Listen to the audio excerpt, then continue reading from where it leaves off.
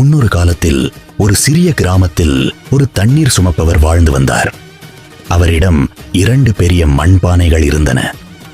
ஒரு நீண்ட குச்சியின் 2 முனைகளிலும் அந்த பானைகளை கட்டி ஆற்றில் இருந்து தண்ணீர் எடுத்து வருவார்.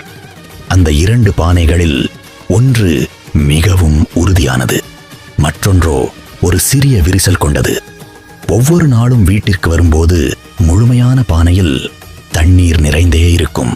ஆனால் விரிசல் கொண்ட பானையில் பாதி தண்ணீர் மட்டுமே இருக்கும்.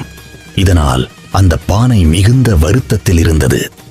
ஒரு நாள் அது தண்ணீர் சுமப்பவரிடம் சொன்னது, சார், என்னை மன்னியுங்கள், என்னால் முழுமையாக பயன் தர முடியவில்லை. அதை கேட்ட அந்த நபர் மெதுவாக சிரித்தார். வருத்தப்படாதே, நாம் வரும் பாதையின் ஓரத்தை பார்த்தாயா?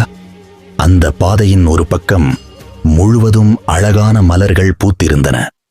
அவர் சொன்னார், உன்னிடம் இருக்கும் விரிசல் எனக்கு தெரியும். அதனால்தான் அந்த பக்கம் மலர் விதைகளை நான் தூவினேன். நீ சிந்திய தண்ணீரால் இந்த மலர்கள் வளர்ந்தன.